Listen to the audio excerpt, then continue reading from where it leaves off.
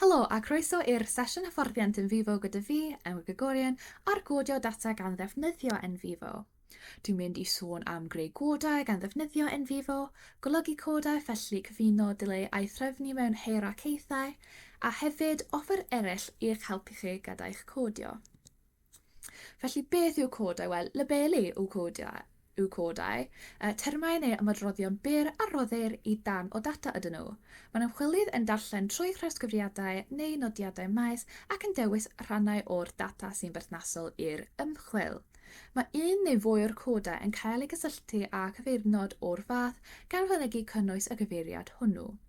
A mae hyn yn dod yn syth o'r llyfr yma, dyma'r gyfieithiad. Felly, os ydych chi eisiau darllen mwy am codau fel term neu fel cysyniad, ydych chi'n gallu darllen yr penod yn y llyfr yma. Felly, dwi ddim yn mynd i sôn am sut i dadansoddi eich data, achos mae hynny yn dibynnu ar eich rhesymeg, ond wrth gwrs mae ardulliau codio yn dibynnu ar eich rhesymeg hefyd. Felly, os ydych chi'n defnyddio rhesymeg didwythol neu'r dull didwythol, fel arfer mae themau y codau eu priori. Felly, codau sydd wedi sefydlu ymlaen llaw yn ei defnyddio. A mae hyn yn dda iawn o ran atgynhyrchu canfyddiadau astudiaeth tebyg, ond hefyd o ran mae da ni'r dull anwythol, felly does dim themau sefydlog yma, a da ni galluogi'r data i arwain greu a siapio y codau a themau, ac mae hyn yn dda iawn o ran darganfod patrymau newydd. A hefyd, yn olaf, y dull cyfunol, felly. Mae hyn yn defnyddio themau a codau eu priori, felly sydd wedi ei sefydlu ymlaen llaw, ond hefyd mae ydych chi'n gallu ychwanegu codau efallai trwy galluogi yr data i arwain rhai o'r codau hefyd. Ac mae hyn yn da iawn o ran hyblygwrwydd ac hefyd i adeiladu ar seiliadau dangfyniaethol sy'n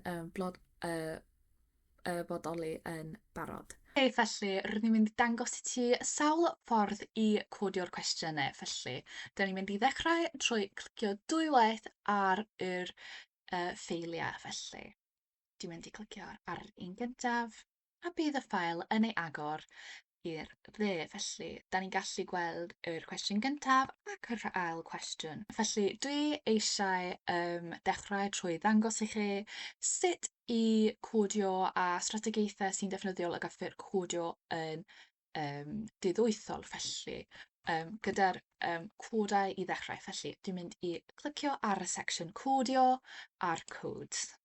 A dwi'n mynd i ddechrau gyda'r creu dwy section ar gyfer y dau rhan o'r cwestiwn. Felly, dwi'n mynd i glicio yn yr bocs yma, a dwi'n mynd i clicio ar cod newydd, felly Ctrl-Shift-N. A dwi'n mynd i roi enw i'r cod, felly dwi'n mynd i galw hyn heriau, ac dwi'n gallu rhoi disgrifiad iddo, felly heriau sy'n rhan o'r ail gwestiwn. Dwi'n gallu rhoi nickname iddo, ond dwi'n hapus gyda heriau achos bod yn gryno yn barod. A dwi'n gallu rhoi lliw i'r cod, ac allai hyn fod yn defnyddiol wrth i chi fynd ymlaen. Felly, dwi'n mynd i roi porffor i hyn, er enghraifft. Felly, clicio ar OK, a da ni'n gallu gweld yr cod yma.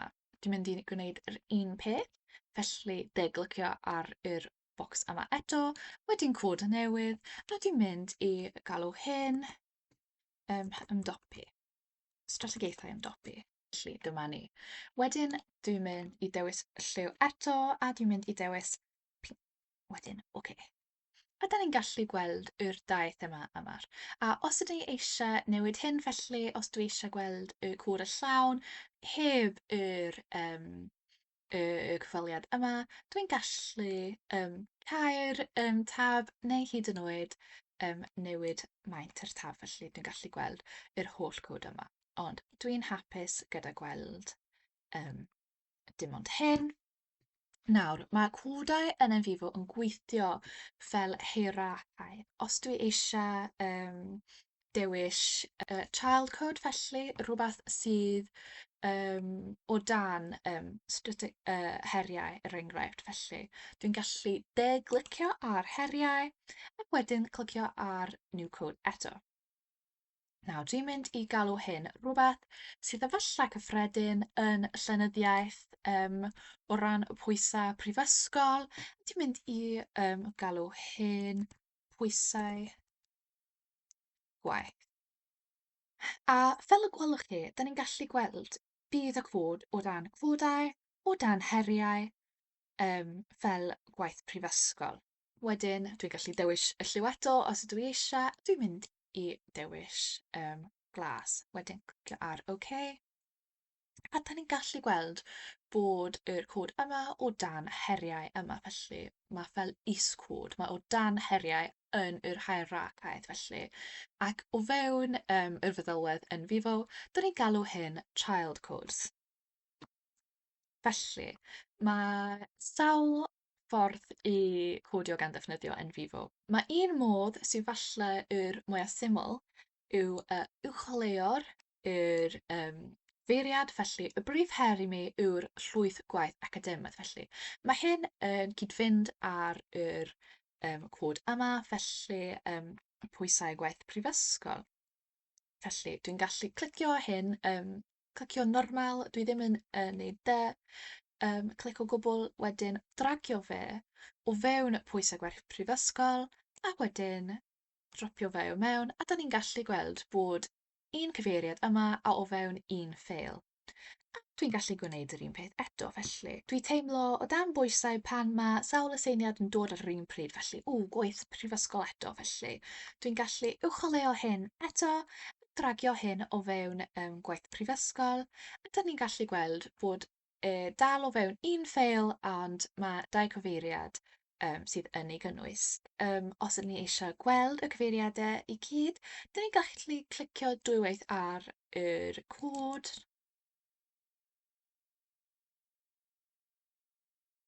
A da ni'n gallu gweld y dau cyfeiriad yma a faint mae'n cyfro yn yr darn, felly yn y cyfweliad. Ac eto, os ti eisiau cael allan o hyn, da chi'n gallu clicio ar y croes. Fel y gwelwch chi, mae codiau wedi ei uwcholeuo. Nawr, lle hyn fod yn tricky ac os weithiau da chi ddim yn gallu gweld y codau. Nawr, os yw hyn yn problem, da chi'n gallu clicio ar golwg, felly fyw, a wedyn dewis os da chi eisiau gweld y codau, os da chi dim ond eisiau gweld rhai codau, felly efallai dim ond heriau, da chi'n gallu clicio ar hyn, da chi'n gallu dewis heriau. Da ni'n gallu gweld da ni heb rhoi unrhyw beth o fewn y secsiwn heriau, felly does dim codau yma. Ond, os ni'n clicio ar all coding er enghraifft, felly view all coding, da ni'n gallu gweld y codau i gyd. Eto, mae ffordd arall i'w godio yw, er enghraifft, mae llawer mwy o ddarllen nag oedd ni'n disgwyl, a weithiau mae anodd cadw fyny popeth, felly falle yr un thema eto. Ond falle mae rhagio dropio yn eitha dryslyd, neu ti ddim yn licio'r arddull 'ma o codio, felly mae opsiwn arall i chi clicio yma. Wedyn code selection. Dach chi'n gallu dewis y cod yma, felly heriau ac wedyn gwaith prifysgol, code selection. A da ni'n gallu gweld bod 3 cyfeiriad yma. Nawr, efallai dwi eisiau cael gwared o hyn. Felly, dwi'n gallu uwcholeuo hyn, wedyn clicio ar uncode yma, a dwi'n gallu dewis ble mae o. Felly, pwysau gwaith prifysgol, a bydd yn cynnwys, er enghraifft, os ydych chi'n dewis mwy os ydych chi'n uwcholeuo mwy, bydd mwy ohonyn nhw yn dod i fyny, a ydych chi'n gallu dewis pa efallai codau ydych chi eisiau cael gwared ohono. Wedyn da chi'n gallu gweld ein fod ni wedi cael gwared o'r cyfeiriad. Mae ffordd arall i godio yw uwcholeuo eto, wedyn glicio arno. Wedyn, da chi'n gallu clicio ar Code Selection yma, a da chi'n gallu dewis gwaith prifysgol. Wedyn clicio ar yr section eto. Wedyn, da ni'n gallu gweld bod 3 cyfeiriad eto. Wedyn, dwi'n mynd i clicio ar Uncode, jyst i dangos ffordd arall. Ac y ffordd arall gyda'r cwestiwn hyn dwi'n mynd i ddangos i ti yw uwcholeuo'r dyfyniad eto neu'r cyfeiriad. Da chi'n gallu dewis ble yn eich set o godau da chi eisiau cynnwys hyn. Felly dwi eisiau dewis pwysau gwaith prifysgol, felly o'n i hapus gyda hyn. Da chi'n clicio ar y bysell enter, a da chi'n gallu gweld bod 3 cyfeiriad yma eto. Nawr, mae posib i cynnwys mwy nag un cod fesul cyfeiriad, felly mae'r paragraff i gyd yn cynnwys heriau'r brifysgol. Felly, efallai dwi eisiau codio hyn i'r adran heriau hefyd. Felly, dwi'n mynd i dragio hyn o fewn heriau, a ydych chi'n gallu gweld bod un ffeil ac un cyfeiriad, ond dwi wedi cysylltu 2 cod felly ac hyn. Baswn i argymell gwneud hyn ar gyfer un dogfen ar y tro, ond ar bwrpas yr enghraifft hon, dwi'n mynd i dangos i ti sut i wneud hyn ar mwy, felly os dwi'n mynd sgrolio lawr i'r ail cwestiwn eto, ac ar codau, dyn ni'n gallu eto edrych am heriau, felly dyma paragraff sy'n sôn am heriau. Dwi'n mynd i dragio hyn hefyd at heriau, a dyn ni'n gallu gweld bod heriau o fewn 2 ffeil, felly allai hyn yn fod yn defnyddiol o ran edrych ar cysondeb y themâu neu'r codau dros eich data. Felly dwi'n mynd i wneud tipyn bach mwy o codio, a byddai'n weld ti mewn munud. Felly, fel y gwelwch chi, dwi 'di cyfro cwpl o bethau yma, a dwi eisiau gweld dwysedd y codio o fewn hyn. Felly, mae'n eitha amlwg yma, ond allai fod yn tricky i weld mewn dogfen enfawr, ac yn enwedig os ydych chi'n dadansoddi data'r mawr. Felly, dwi'n mynd i clicio ar coding stripes yma, felly streipiau codio, ac wedyn ar all. Da ni'n gallu gweld y dwysedd y codio felly. Yma lle mae D, da ni'n gallu gweld bod 2 fath o codio, 2 cod sydd yn ei defnyddio. Felly, allai hyn fod yn defnyddiol hefyd o fewn edrych lle mae themâu. Felly, mae heriau yma, wedyn mae strategaethau ymdopi yma, a da ni'n gallu gweld bod strategaethau ymdopi â help gan stuff prifysgol yn lapio, felly dyma lle mae dwysedd. Nawr, rydym mynd i dangos i ti strategaeth eraill i defnyddio o ran codio felly. Mwyn cau y codau hyn, rydym mynd i clicio ar yr minus yma, llinell yma, a'r llinell yma.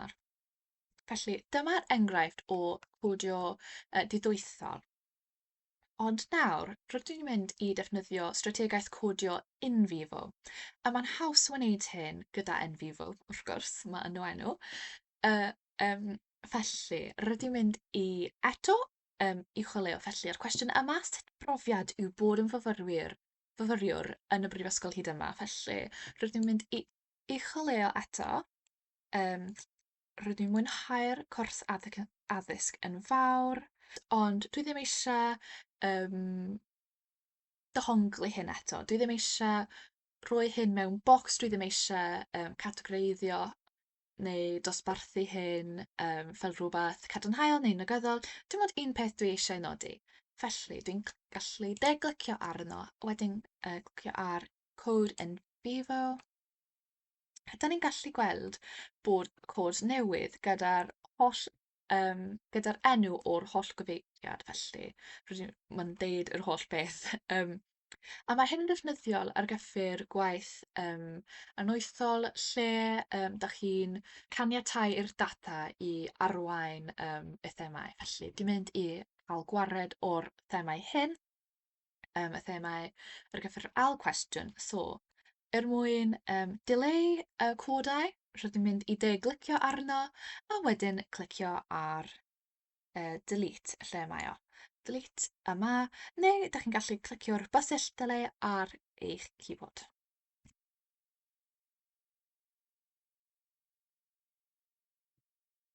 Nawr, dyn ni'n gallu gwneud yr un peth, felly mae gweld amcaniaeth yn ei defnyddio yn ymarferol yn gwneud y pwnc yn llawr mwy diddorol, felly gwych. Dyn ni'n gallu gwneud cod in vivo eto. A nawr ein bod ni wedi creu cwpl o codau yn barod, a falle ein bod ni eisiau trefnu nhw. Nawr, falle bydd gennych chi llawer iawn ohonyn nhw, yn enwedig os ydych chi'n gwneud set data enfawr, ond dim ond enghraifft yw hyn, felly rydyn ni'n mynd i uwchleo pob un. Nawr, dwi'n mynd i dechrau trwy clicio ar un gyntaf, a wedyn clicio ar y basell shift, a bydd y feddylwedd yn uwchleo yr codau i gyd. Nawr rydyn ni'n mynd i clicio ar trefnu, felly organise, ac wedyn creu fel cod. Nawr, falle dwi eisiau galw hyn, a dwi hapus gyda'r codau i gyd, da chi'n gallu dewis y codau yma, wedyn clicio ar OK, a chi'n gallu rhoi enw felly, a falle dwi eisiau bod yn eang eto, felly dwi'n mynd i galw hyn profiad.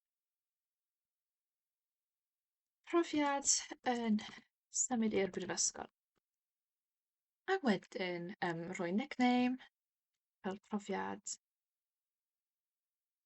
brifysgol. A falle dewis y lliw eto fel melyn. Iawn. A da ni gallu gweld yma, os ni'n clicio dwywaith ar y profiad symud i'r prifysgol felly, dyma'r y cyfeiriadau i gyd yma sy'n cynnwys o fewn yr un cyfeiriad. Ac falle oherwydd hyn, da chi eisiau dileu nhw, dileu yr cyfeiriadau eraill, felly dwi'n mynd i cynnwys nhw, wedyn clicio ar yr bysyll dileu, wedyn eto,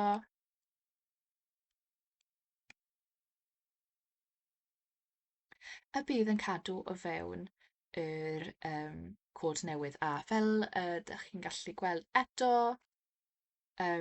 bod file a 4 cyfeiriad. Nawr, fel y gwelwch chi, oedd yn cymryd tipyn bach o amser i ddileu a wneud cwpl o bethau.